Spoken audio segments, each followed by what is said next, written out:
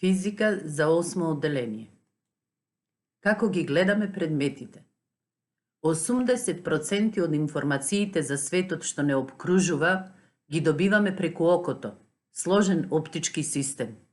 Здраво око овозможува да ги гледаме јасно оддалечени и блиски предмети. За нормално око, најмалото растојание на кое предметите се гледаат без напрегање изнесува околу 25 центиметри. Ситни минијатурни предмети можеме да ги видиме со користење оптички апарати, како што е, например, лупа, која најмногу ја користат електроничарите, часовничарите, лекарите, козметичарите, исто така и микроскоп, кој е застапен во лабораториите на сите природни науки и медицината. Доколку имаме потреба да прочитаме некаков текст кој што е напишан со многу мали букви, а немаме лупа, тогаш можеме да се снајдеме со тоа што во тегла ќе налееме вода и теглите ќе ги искористиме како лупи. Замислете дека стоите пред домашно огледало. Светлинските зраци паѓаат на вашето тело и се одбиваат од него. Одбиените зраци од вашето тело паѓаат на огледалото, се одбиваат од него и доаѓаат до вашите очи. На тој начин вие ја гледате јасната слика лик на вашето тело во огледалото. Предметот и ликот се исти по големина, исправени. Ликот е имагинарен, се наоѓа зад огледалото и не можам да го почувствувам со моите сетила за допир. На исто растојание се од огледалото и еве, ако го доближам предметот и ликот се доближува, ако се оддалечувам од огледалото, се оддалечува и ликот. Левата страна на предметот е десна на ликот и обратно. Рамно огледало е површина која паралелно одбива светлински зраци. Кога светлинските зраци паѓаат на некоја површина, тие од неа се одбиваат или се впиваат. Огледало е површина која сите зраци ги одбива. Поради одбивањето на светлинските зраци, ние сме во состојба да ги видиме сите предмети околу нас. Сите тела не се обрабени само со рамни површини, најчесто се закривени и во секакви форми. Закривени огледала дават искривени слики ликови, понекогаш намалени и превртени. Понекогаш телата ги гледаме поинакви отколку што се. Например, кога пиеме вода или сок со цевка, цевката ја гледаме прекршена. Кога играме со рацете во вода, понекогаш ги гледаме куси и дебели, а некогаш долги и тенки. Ова се случува поради прекршувањето на светлината кога поминува низ средини со различна густина. Например, од воздух во вода, од воздух во стакло и обратно. Поради вакво гледање, честопати во многу приказни и шеги, рибарите се наречени лажговци, иако не е така.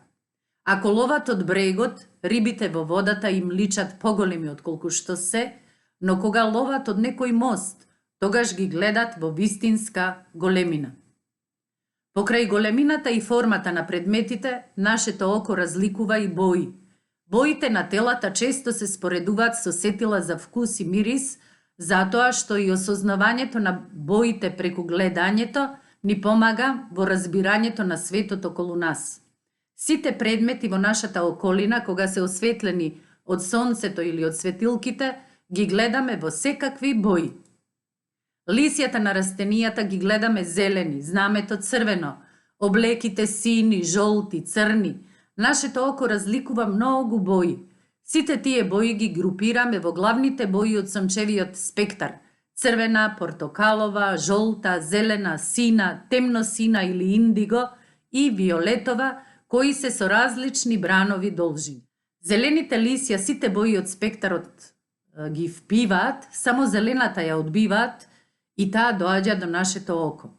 Црвеното знаме сите бои ги впива, само црвената ја одбива и таа доаѓа до нашето око. Тоа можеме да го видиме и на следниве слики. Гледаме сите бои од спектарот на белата светлина доаѓаат до лисјата на едно дрво, сите тие бои се впиват, само зелената се одбива и доаѓа до нашето око. Црвениот дел од знамето, сите бои од спектарот на белата светлина ги впива, само црвената ја одбива и таа доаѓа до нашето око.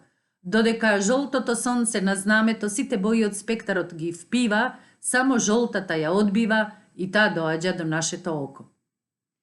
Така е и со другите бои, освен со белата и црната боја. Белата, односно телата што ги гледаме бели, сите бои од спектарот на сончевата светлина ги одбиваат и сите тие доаѓаат до нашето око и телото го гледаме бело. Црните тела сите бои од спектарот на белата светлина ги впиваат и ништо не доаѓа до нашето око. Прозирните предмети ја имат она боја која ја пропуштаат, сите други бои ги абсорбираат.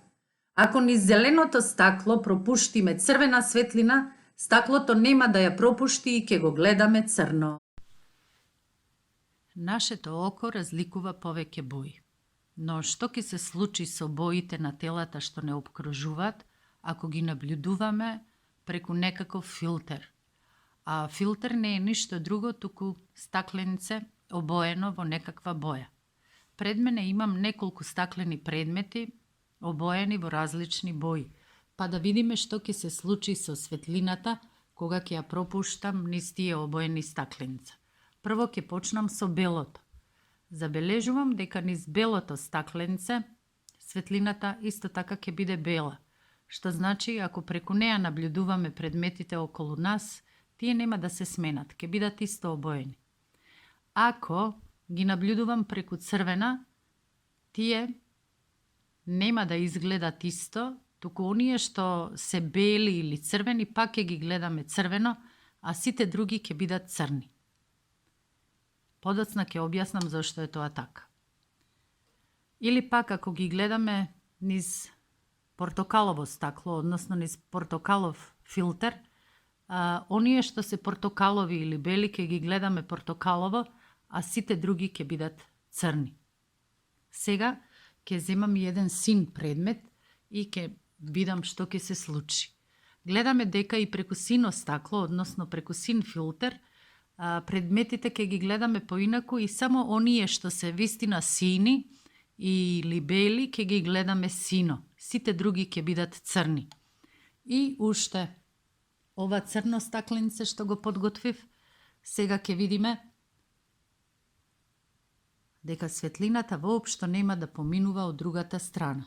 Значи, дека црното стакло не ја пропушта белата светлина. Еве кога е надвор од стаклото и еве сега кога ќе ја заклонам зад стаклото.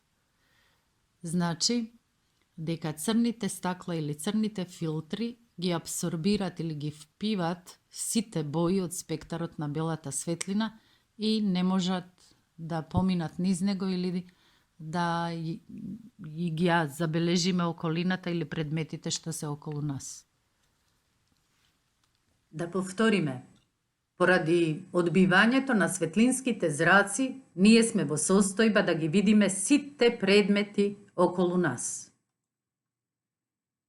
Одговори на поставените прашања. Зошто снегот го гледаме бел? Шише од зелено стакло е наполнето со црвен сок од малини. Каква боја ќе има полното шише со сок од малини? Колку изнесува најмалото растојание на кое предметите се гледат без напрегање и како е наречено? Одговори. Снегот го гледаме бел затоа што сите бои од спектарот на белата светлина ги одбива и доаѓаат до нашето око. Шише од зелено стакло наполнето со сок од малини има црна боја. Зеленото стакло ја пропушта само зелената боја, а другите бои ги абсорбира. Најмалото растојание на кое предметите се гледаат без напрегање изнесува околу 25 сантиметри.